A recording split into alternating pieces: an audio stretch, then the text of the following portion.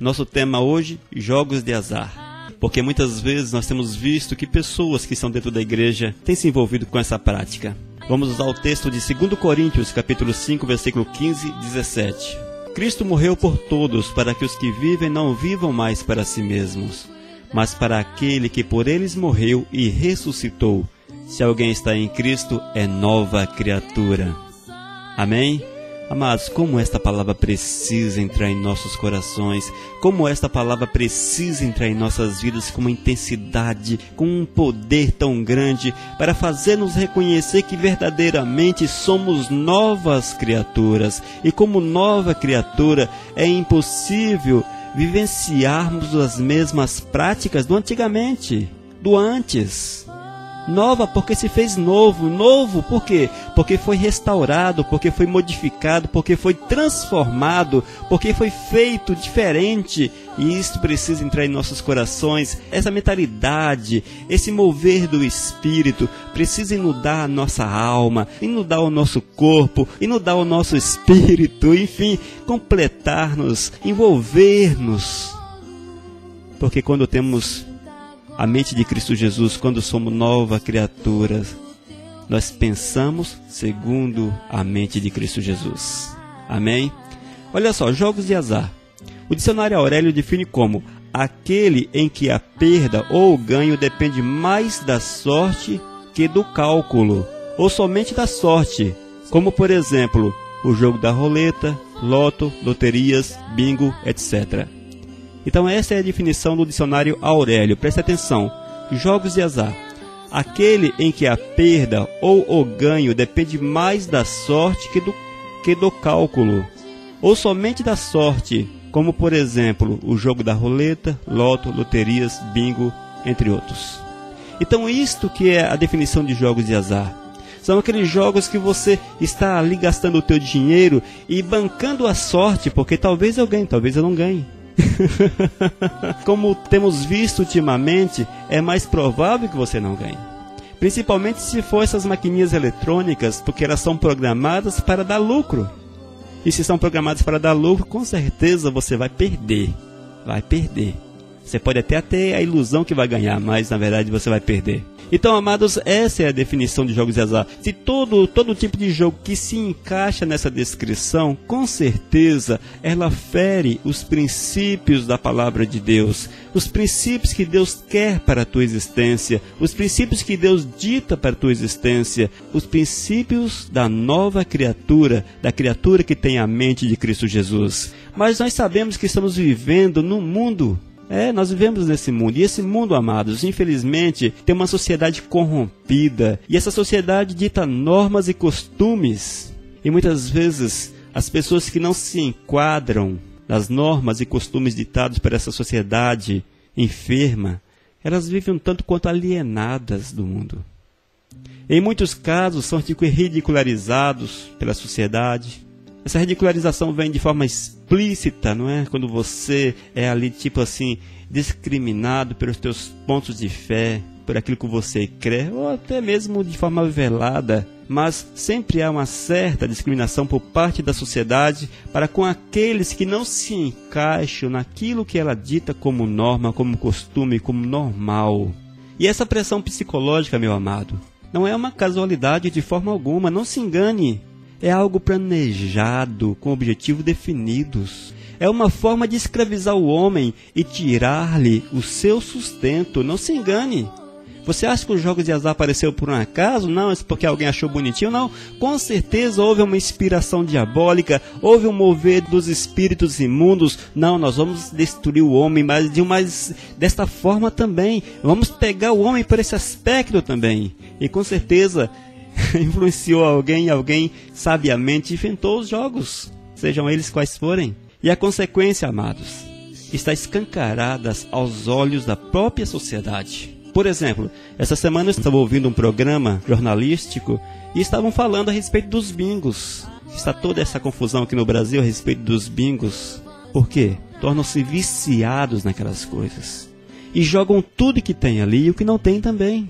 E a exemplo dos bingos, há um tanto quanto de jogos no Brasil, uma série muito grande de jogos, sejam eles oficiais ou clandestinos, mas estão aí à disposição para, de certa forma, roubar o sustento da sociedade. E a consequência do vício nesses jogos, amados, são famílias desfeitas, homens e mulheres desesperados e prontos a fazerem qualquer coisa para manterem seus vícios, a roubarem, a matarem, enfim. A coisa é séria. E o grande idealizador dessa desgraça, não se engane, é o diabo. E eu quero dizer para você que ele está muito feliz, mas muito feliz com os resultados obtidos. O diabo está muito alegre mesmo, com aquilo que ele tem conseguido em cima dos jogos de azar, porque ele tem conseguido realmente escravizar o homem, destruir a moral do ser humano. Meus amados, o Senhor Deus nos garante que somos novas criaturas, que somos homens resgatados para uma nova realidade, para um novo princípio, os princípios determinados pelo Senhor, princípios que estão expostos de forma muito clara, explícita nas Escrituras Sagradas e também nos ensinamentos que são ministrados nas igrejas. Então nós, como servos, essas pessoas que foram renascidas, renovadas, lavadas no sangue de Cristo Jesus, é preciso que tenhamos controle sobre os nossos impulsos, ou seja, que a nossa vida, nossa carne, nosso querer, nossa vontade, tudo isso esteja sujeito à vontade do Espírito Santo de Deus. É preciso que toda a nossa existência esteja no controle de Deus. E quando a nossa existência está no controle do Senhor, quando nós depositamos a nossa vida nos braços do Senhor e diz: Senhor, cuida de mim, Senhor, zela por mim, não há lugar, amado, para a sorte. Não há lugar para jogarmos nosso dinheiro, que também não deixa de ser um fruto do Senhor para nossas vidas, fora de forma tão fácil. Nós não podemos cultivar esse tipo de ilusão, amados, e esse tipo de pecado, porque não deixa de ser um pecado. Não deixa de ser um pecado. Eu quero dizer para você que é inadmissível que alguém que foi lavado e restaurado no sangue do Senhor Jesus possa em sã consciência tomar o dinheiro que ganhou através do seu suor e mesmo sabendo que não é da sua propriedade, o aposta num dos muitos jogos à disposição. É impossível, eu não aceito essa ideia. Por que, amados? Primeiro porque tudo que nós temos é para a honra e glória do Senhor. Está em 1 Coríntios 10:31. Tudo que nós fazemos, tudo que nós temos, tudo que nós somos, deve ser para a honra e para a glória do Senhor. 1 Coríntios 10:31. E ainda, tudo que temos pertence ao Senhor, inclusive a nossa vida. Você pode conferir também em 1 Coríntios 10:26. Ou seja, nós não somos nossos, fomos comprados a preço de sangue. Ou seja, se eu trabalho, trabalho para o Senhor. Se eu converso, converso para o Senhor. Se eu caso, caso para o Senhor. Se eu faço qualquer coisa, eu faço para o Senhor. Se eu trabalho para o Senhor. Se eu tenho recursos, esse recurso também é para o Senhor. Então, em todos esses aspectos, amados, isso quer dizer que toda a nossa vida é do Senhor. Não há um cantinho ali reservadinho, não. Isso aqui, olha 95% da minha existência é do Senhor. Mas 5%, esses 5% aqui é o extra. Esses 5% aqui é para eu usar segundo o meu entendimento. Não existe isso. A palavra de Deus, ela é reta, ela corta de forma reta. E ela diz, é segundo a minha vontade. Amém? Então, amados, pegando por esse princípio, não há lugar na vida do servo de Deus para as loterias, para os bingos, para a telecena, corrida de cavalo, para cartas, para os caças-níqueis, para as raspadinhas e tantos outros jogos que tem por aí espalhado, não é isso? Tudo que é lugar que você vai, você encontra um monte de jogo de azar. É o que mais você encontra. Se você não está no teu condomínio, tem ali uma rifa de alguma coisa. Se você vai para a empresa, vamos lá, vamos fazer o bolão. Olha, a loto, olha, a Sena está acumulada, a Mega Sena está acumulada 40 milhões de reais. Olha, 40 milhões de reais. Você dá 5 reais, participa do bolão. Se nós ganharmos, sabe quanto você vai ganhar? Você vai ganhar 2 milhões de reais. Só com 5 reais. Aí você, totalmente dominado pela carne, totalmente dominado pela ilusão da vida e com certeza insuflado pelos espíritos malignos, vai lá e gasta o dinheiro do Senhor nesta porcaria. Vai lá e gasta o dinheiro do Senhor. Aí tá o Silvio Santos lá na televisão, a telecena é bom demais, eu não sei o que, e aquele negócio mais. Você raspa o negocinho lá e ganha uma casa, ganha um carro, sei lá o que, e ainda ganha 500 mil reais, R$500 mil. Aí você fica todo empolgado, eu preciso, olha, é só marcar aquele negócio. E ele é esperto, ele colocou, olha, quem fizer mais ponto ganha, quem fizer menos ponto ganha. Então você olha assim, poxa, eu tenho duas possibilidades. Se eu for muito ruim de sorte, eu faço menos ponto e eu ganho. É, amado, o diabo é astuto e ele usa com astúcia os seus seguidores. Com certeza, não se engane. Então, amados, não há lugar na vida do servo de Deus para nenhum desse tipo de jogo. E eu quero dizer ainda que quando o crente insiste em tal prática, é reflexo de ausência de comunhão com o Senhor. E com certeza, eu falo isso de forma categórica, o Espírito de Deus não habita mais neste ser. Sim, quando o crente, o servo do Senhor, sabe que é errado, sabe que não é conveniente, sabe que você está jogando o dinheiro que o Senhor está lhe dando fora, de forma assim irresponsável, isto é um reflexo da ausência de comunhão com Deus. Isso fala através dos atos que o Espírito de Deus já não mais domina a tua existência. Eu quero dizer ainda que não importa a tua condição. Se você é membro, até mesmo se você é autoridade da igreja, não importa. Isso leva a assemelhar-se ao túmulo caiado. Lá em Mateus 23, 27, Cristo Jesus chamou de túmulos caiados. Por quê?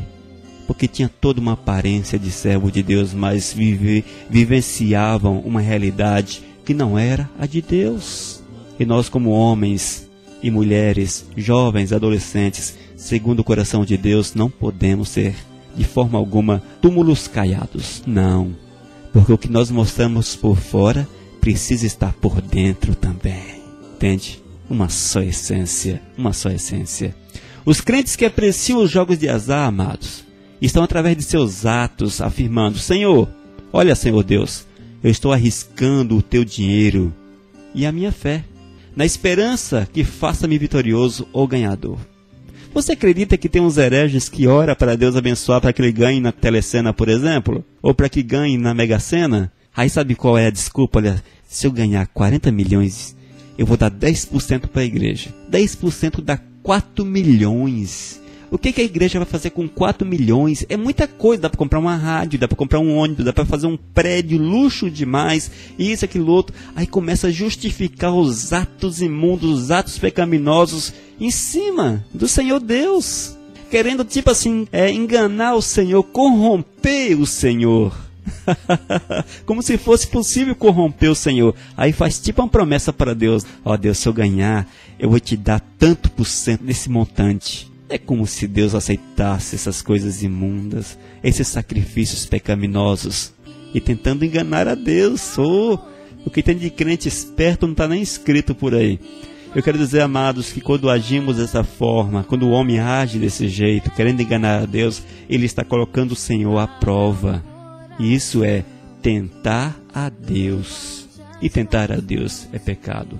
Eu quero dizer ainda, o que nós temos visto na vida dessas pessoas é profético. É cumprimento de profecias. O Senhor nos diz que nos últimos dias o amor se esfriaria nos corações, nas igrejas. E é isso que nós temos visto, amado. É a falta de amor a Deus. Essa falta de amor a Deus é visível na vida e estrutura de algumas igrejas que se transformaram apenas em instituições sociais e não mais procuram cultivar a verdadeira vontade do Senhor na vida dos seus fiéis. Ou seja, está tudo bom, não, tudo certo.